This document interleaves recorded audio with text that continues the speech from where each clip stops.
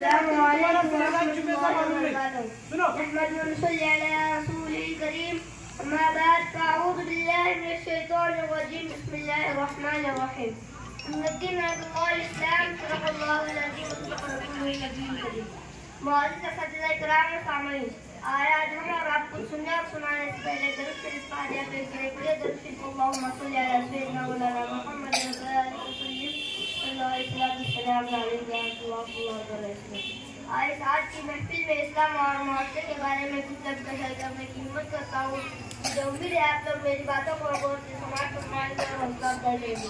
ابھی میں نے اس آیت کی تلاوت کی، اس کا ترجمہ. اللہ کے پاس اسلام دین ہی مقبول ہے. دنیا میں آدم علیہ السلام سے لے کر ہمارے نبی آخر الزمان صلی اللہ علیہ وسلم تک 1,24,000 آئے. کسی نے اسلام کی دعوت کی شریعت بدلتی رہی لیکن اسلام کے قول و روح کے بارے میں کبھی بھی اختلاف نہیں رہا. اسلام ایک قابل مذہب ہے، اسلام ایک مکمل مذہب ہے، اسلام لوگوں کو انسانیت سکھانے والا مذہب ہے، اسلام آپس میں اتحاد کا حکم دینے والا مذہب ہے، اسلام بھائی چارے کو بڑھاوا دینے والا مذہب ہے، اسلام عورتوں کو حقوق دلانے والا مذہب ہے، اسلام مزدوروں کو اس کا صحیح معاوضہ دلانے والا مذہب ہے.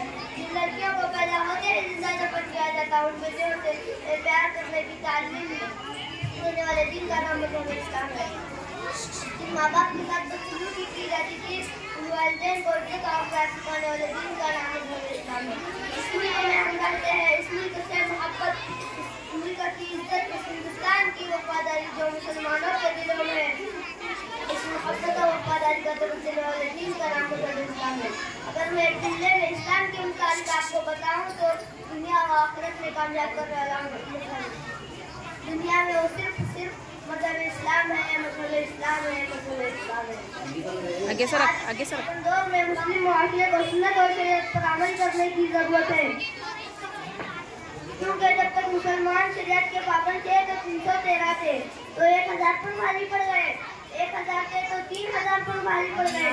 لیکن آج تعداد میں زیادہ ہونے کے باوجود بھی مسلمان مظلوم ہے، مقتول ہے، ذلیل ہے، کیونکہ ہم نے اللہ کے سامنے سر جھکانا چھوڑ دیا تو اللہ کی مدد ہم سے دور ہو گئے. آج ہمارا معاشرہ دیکھیں دنیا پرستی کے دلدل میں پھنستا جا رہا ہے.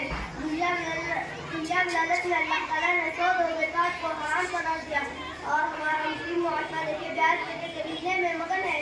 اگر ہمارے رگوں میں حرام خون دوڑ رہا ہے تو ہمارا معاشرہ کہاں سے نیک بنے گا؟ یہ میلاد النبی صلی اللہ علیہ وسلم کے موقع پر ایک پختہ ارادہ کر دے کہ ہم سنت کے پابند بن جائے. اللہ مجھے اور ہم سب کو میری کئی باتوں پر عمل کرنے کی توفیق دے. آمین. اس شعر میں اپنی تقریر ختم کرتا ہوں. کہ محمد سے وفا تو نے تو ہم تیرے ہیں، کہ محمد سے وفا تو نے تو ہم تیرے ہیں، جہاں چیز ہے کیا لوح قلم ہو تیرے ہیں. اسلام کی فطرت میں قدرت نے وہ لطف دی ہے، اسلام کی فطرت میں قدرت نے وہ لطف دی ہے. اسلامی کو قیادت کا کے دعویٰ ہو گیا. السلام علیکم ورحمۃ اللہ وبرکاتہ.